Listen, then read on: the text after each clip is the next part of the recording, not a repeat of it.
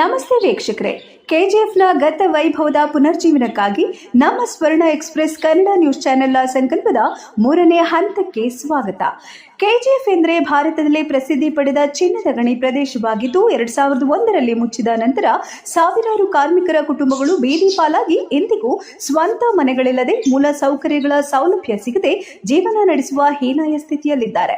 ಕೆಜಿಎಫ್ನ Marikuppam, champion, ಒರಿಗಾಂವ್, Henry's, Coromandel, BEML ಸೇರಿದಂತೆ ಅನೇಕ ಭಾಗಗಳಲ್ಲಿ ಬೆಟ್ಟ ಗುಡ್ಡಗಳ ಮೇಲೆ ಸಿಮೆಂಟ್ ಹಾಗೂ ಕಬ್ಬಿಣದ ಶೀಟ್ಗಳಿಂದ ಮನೆಗಳನ್ನು ನಿರ್ಮಾಣ ಮಾಡಿಕೊಂಡು ಜೀವನ ನಡೆಸ್ತಾ ಇದ್ದಾರೆ. ಅವು ಹಾಳಾಗದೆ ಶೀಟ್ಗಳ ಮೇಲೆ ರಸ್ತೆಗೆ ಹಾಕುವ ಡಾಂಬರನ್ನು ಹಾಕಿ ಮಳೆಗಾಲದಲ್ಲಿ ಸೋರದಿರಲು ಸಂರಕ್ಷಣೆ ಮಾಡಿಕೊಳ್ತಾರೆ.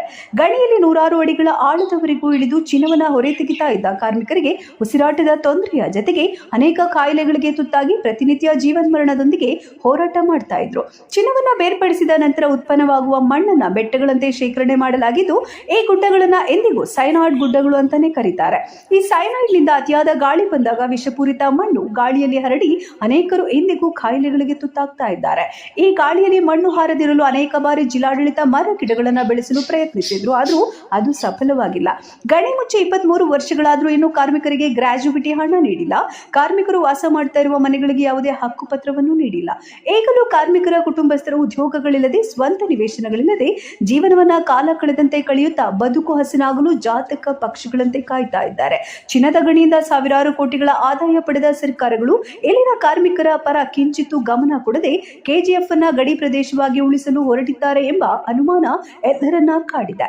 2001ರ ಈಚೆಗೆ ಅನೇಕ ಸರ್ಕಾರಗಳು ಬದಲಾಗ್ತಾ ಇದ್ರು, ಕೆಜಿಎಫ್ನ ಗತ ವೈಭವ ಇತಿಹಾಸವಾಗಿಯೇ ಉಳಿದಿದೆ. ಈ ಕೂಡಲೇ ಕೇಂದ್ರ, ರಾಜ್ಯ ಸರ್ಕಾರಗಳು ಕೆಜಿಎಫ್ ಜನರ ಜೀವನಾಡಿಯನ್ನು ಅರಿತು ಕೆಜಿಎಫ್ನ ಗತ ವೈಭವ ಪುನರ್ಜೀವನಗೊಳಿಸಬೇಕೆಂಬುದೇ ನಮ್ಮ ಸ್ವರ್ಣ ಎಕ್ಸ್ಪ್ರೆಸ್ ನ್ಯೂಸ್ ಕನ್ನಡ ಚಾನೆಲ್ನ ಸಂಕಲ್ಪವಾಗಿದೆ. ಹಾಗೆಯೇ ಚಿನ್ನದ ಗಣಿ ಮುಚ್ಚಿದ ಮೇಲೆ ಕೆಜಿಎಫ್ ಜನರ ಬದುಕಿಗೆ ಆಸರೆಯಾಗಿ ಬಂದಂತಹ ಮತ್ತೊಂದು ವಿಶೇಷ ಸುದ್ದಿಯೊಂದಿಗೆ ನಿಮ್ಮ ಸ್ವರ್ಣ ಎಕ್ಸ್ಪ್ರೆಸ್ ನ್ಯೂಸ್ ಕನ್ನಡ 24x7 ಸಂಕಲ್ಪ ತೊಟ್ಟಿದೆ. ಈ ಮಾಹಿತಿ ನಿಮಗೆ ಇಷ್ಟವಾಗಿದ್ದಲ್ಲಿ ಲೈಕ್ ಮಾಡಿ, ಶೇರ್ ಮಾಡಿ, ಮುಂದಿನ ನೋಟಿಫಿಕೇಶನ್ಗಾಗಿ ಸಬ್ಸ್ಕ್ರೈಬ್ ಮಾಡಿ, ಬೆಲ್ ಐಕಾನ್ ಅನ್ನು ಒತ್ತುವುದನ್ನು ಮರಿಬೇಡಿ. ಧನ್ಯವಾದಗಳು.